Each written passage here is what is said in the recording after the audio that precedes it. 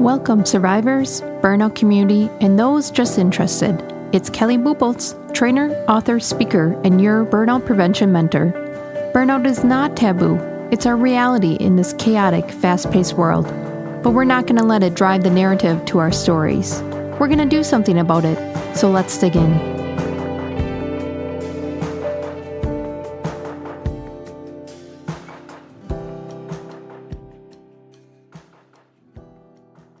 When I'm working with organizations and having that conversation about reducing turnover, we have to take some time to really look at the root cause of why it's happening. And a great exercise to get to the root cause in anything in your organization is the 5 whys.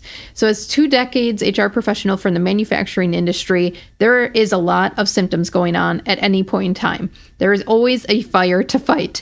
And so when you get down to root causes, you can actually change the path of multiple things that are dysfunctional in your operation. And I'll link at the end of this video a great priority tool called the Pareto 80-20 rule, where you can actually focus on only 20% of your problems and it affects 80% of your operation. So I'll link that at the end of this video. If we aren't connected yet, make sure that you subscribe, share this out to your leaders as we continue to dig into workforce strategies, workforce energy management, and begin to lead the change. So what the 5 whys are is exactly what it sounds like. You're asking why 5 different times to get down to the root cause of what's actually going on. And it really opens up where the dysfunction is coming from. Because in most meetings, you are talking about symptoms. When we talk about burnout, that's a symptom. When we talk about disengagement, that's a symptom. When we talk about turnover, that's a symptom.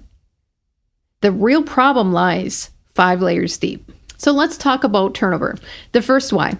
Why are employees leaving? Some answers might be because they feel disengaged, because they feel unmotivated. All right, let's move to the second one. Why do they feel disengaged or unmotivated? So you're just asking off of that answer. Because they don't have career growth, because they don't know what's next, because they don't have development opportunities. All right, okay. Let's ask a third why. Why don't they see career growth and development and opportunities?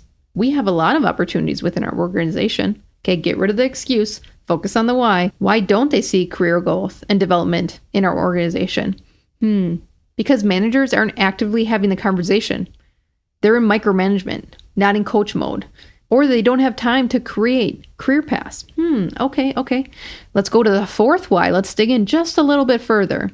Why aren't managers coaching or creating career growth paths, especially in an ever-changing world? Well, the answer is probably because they haven't been trained. They don't have the tools to do it. They're stuck in the day-to-day, focused on the short-term productivity measures instead of the big goals. Which brings us to number 5 why. Why are managers only focused on short-term productivity? And most likely the answer is because leadership prioritizes immediate results over long-term workforce strategy. Okay, turnover isn't the issue. Pay, benefits, not the issue. It's a lack of leadership development and long-term workforce planning.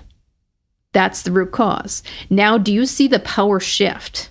That if we do leadership training, give them the skills to not only lead the change, but give them change management process and models to go off of to have these conversations, you just created a foundation for them to create career paths. You created a foundation for them to start the conversation with their employees and start working on long-term workforce planning. So the solution is fix our turnover problem. That's a symptom. The solution is train our managers on coaching and career development. Facilitate discussions in which leaders are accountable for that career developments and career paths, not just output and productivity. So this type of strategy, using the 5 whys, just switched us from reacting to turnover to proactively retaining talent. So next time you have a problem come up and you know it's a symptom, I want you to ask the 5 whys. I know you're not lazy. Most people in burnout are high performers, those serving others before themselves. Don't discount this step today, the action in which you focus on your self-growth. Piecing together the puzzle is half the journey. Rediscovering yourself, energy, and establishing new habits is the other. Do not underestimate the untapped inner strength inside you.